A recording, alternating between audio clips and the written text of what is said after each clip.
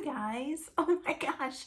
I know it's been a couple weeks since I uploaded a video. Thank you so much for your patience. I really appreciate it.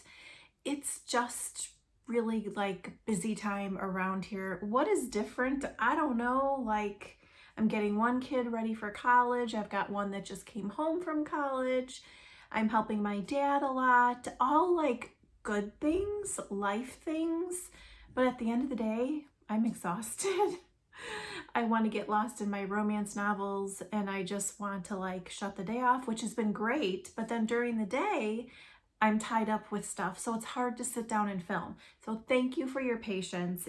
This is like one of my favorite things to do is to sit down, of course, and talk to you guys about the books that I'm reading. So again, thank you. Third time I've said that in this video. I feel like I haven't filmed in a while, so I might stumble over my words. I'm out of practice. You guys might have noticed there are now over 800 of subscribers in this community that we have here on my channel, and I'm so thankful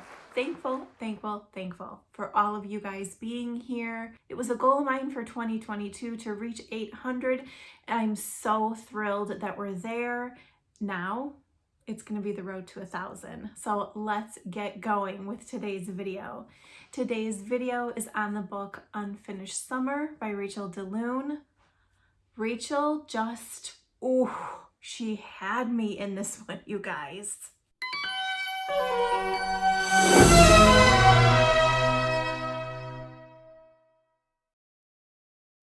I have done videos on several of Rachel's books. The last one was bullies, kind of enemies to lovers, and my heart hurt in that one in the very best way. And let me tell you, she grabbed me really hard again with this one. Unfinished Summer is a standalone. It's first love, second chance. You know, second chance is my favorite, so I was really excited. Also, there was something a little special about this book in particular in that, and I know this because I follow Rachel on social media, that it takes place in Cornwall, England, and that's like one of her favorite places. So knowing that, I was excited to read about it because I knew that's where the book was taking place. I have now put it on my bucket list. I've seen a few other authors post that are, British, that are going there, have been there. It's such a gorgeous place. Wow. That being said, knowing that, I had that in the back of my mind as I was reading this book. Unfinished Summer is about Zennor and Jayce. Zen? Like, what a cool name.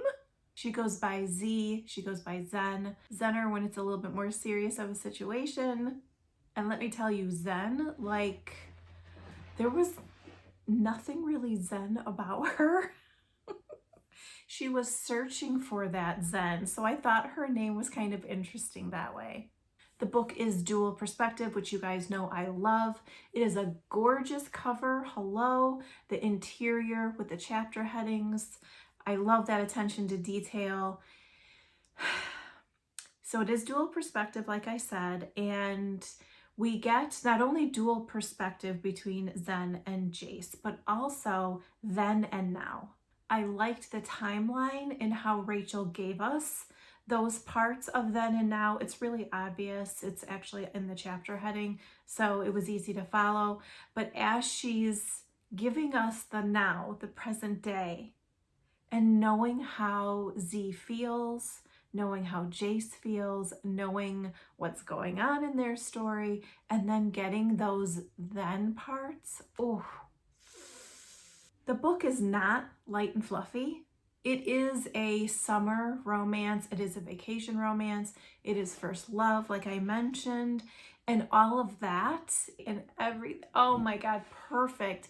The way Rachel wrote their first love, young lust kind of part, how meeting that person where you just can't take your eyes off them and you feel that first connection. The innocence of that, the sweetness of that, I loved all of that. And I could not for the life of me figure out what the heck happened. How come they weren't together in the now parts? Right off the bat, we start with Zen. We know that she's back in Cornwall, which is her hometown. And we know it's not a good situation that brought her back there. She's back living with her mom, regrouping. Zen is a career woman, really driven, very successful, is gonna restart her life. She's got ideas. She's had to leave the past behind her in so many ways. And especially her recent past, she's had a major life change. She's in her middle 30s. We know, because of what Rachel is writing, that being back home in Cornwall is triggering for her. It's tainted. It's not peaceful for her, but she doesn't really have a choice but to go back there. She's lost. She is closed off. Holy smokes, I have to say, honestly, she is one of the most closed off characters I have ever read. And I couldn't wait to see how Rachel was going to reveal her. And as she was peeling back all of her layers, my heart was in it. This is what she says about being back home. They say time heals all wounds. I disagree, but I do believe that it gives us the space to adjust to the pain of the wounds we carry. And Cornwall is a perfect place for me to regroup and plan what to do next. Starting from scratch at 35 was not the career plan I'd manifested for the last 10 plus years.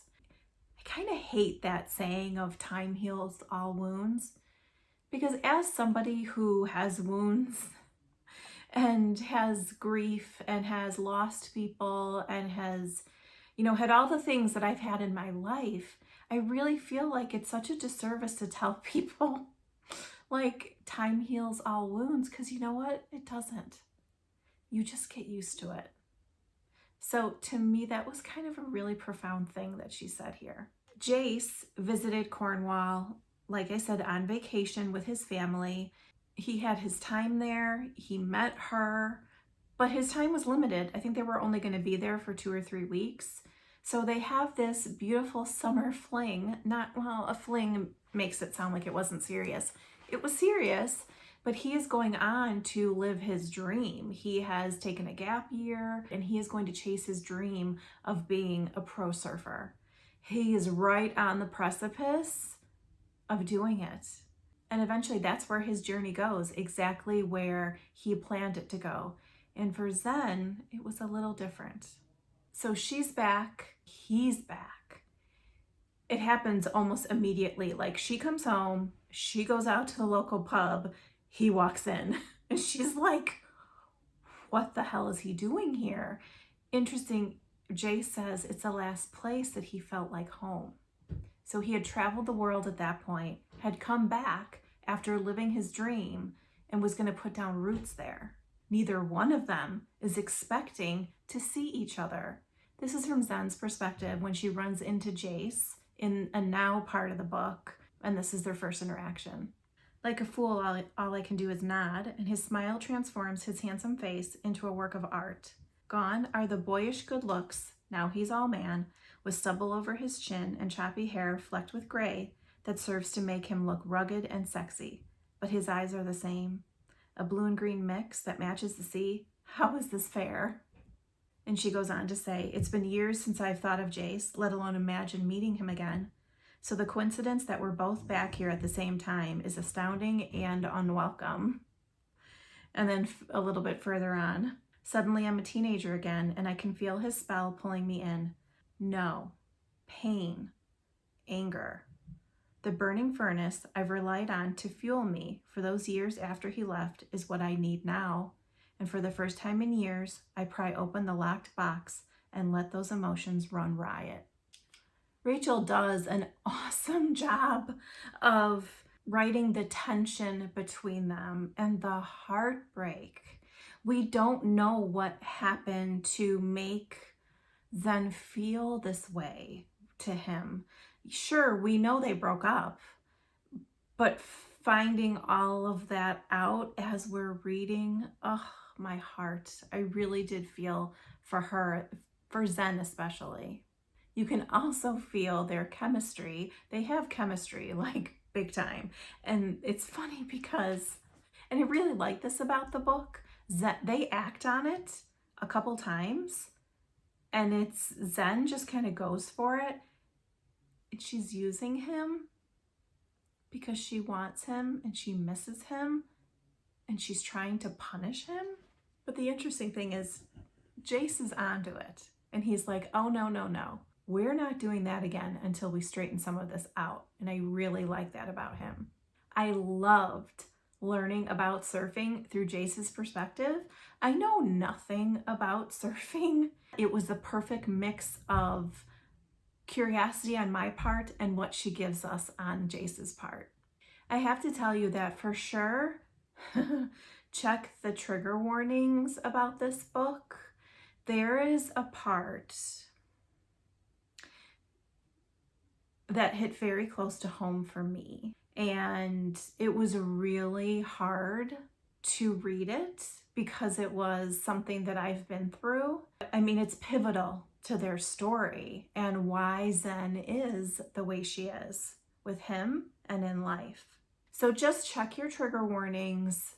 It made my heart absolutely break for Zen. We know that it's why she's acting the way she is towards him. We know it's why she's trying to punish him. We know it's why she closed herself off, because the grief and going through what she did alone changed her forever.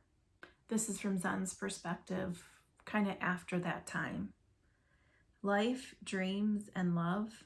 I didn't need anyone else. The only one I could rely on was me. Love was a sign of weakness, and success was what you built yourself. Romance, dreams, and true love were a young girl's notions, destroyed by a boy who crushed her heart and filled it with pain. Ooh, that's like a zinger straight to my heart.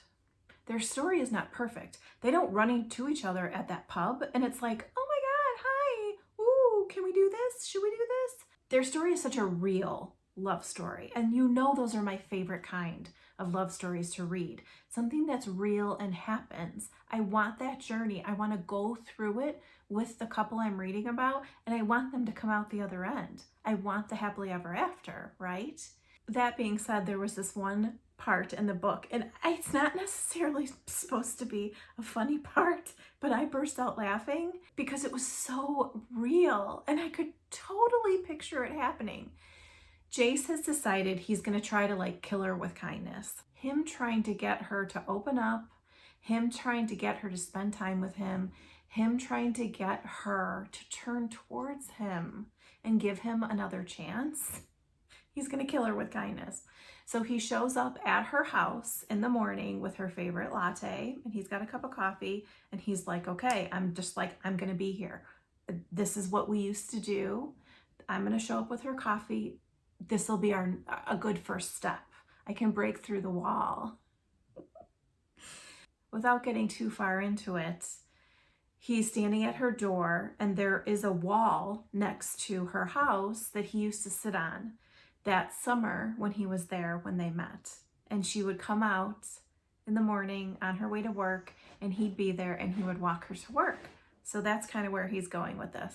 So this is in the now, obviously. And she opens the front door and she's like, and he's standing there with her coffee, and she won't even pick up her arm to take it from him. And they have words, and she's being a royal bitch. Zen was quite the bitch to him. I knew why. Once we find out why, you understand. But at this point, he's like, WTF? The girl I fell in love with is not this woman, And he's like, why are you being such a bitch to me? Anyway, so they're having words, and he puts the coffee down so he can talk to her. And he's like, I'm paraphrasing. He's like, forget it. This was stupid, I'm done. And he knocks the coffee off the wall so she can't have it. It was perfect. Can't you exactly see something like that happening with your partner? They tried to do a nice thing. You weren't appreciative. You didn't want it. So they just knock it off the wall. Screw it. Fine. You can't have the coffee then. I know I'm laughing. It was like a serious moment. To me, it's those little touches that make it like a real story. I have to admit to totally yelling at my Kindle in places, to yell at Zen being like, girl, it's okay. Just tell him. He's right there. Let him in. He's there. He's back. He's home. You gotta do it. I loved Jayce. I love that he, as much as he was trying to get her, he didn't put up with, like, he went through the trenches with her and he gave her the space that she needed within his arms to like lean on him as an adult, as adults. Yes, it was just, I really liked him. And they do get happily ever after at the end of this book. Let me know if you have read Unfinished Summer or any of Rachel's other books. You know I always love to hear. So make sure you let me know in the comments section below if you have, or let me know what you're currently reading. While you're here, guys, I would love for you to consider subscribing and giving the video a thumbs up if you liked it. That not only helps my channel, but it will help this video get shown to more people here on YouTube, which is great for my channel and also awesome for the authors who I talk about here. Thanks for hanging out with me today, guys. I'll see you soon. Bye.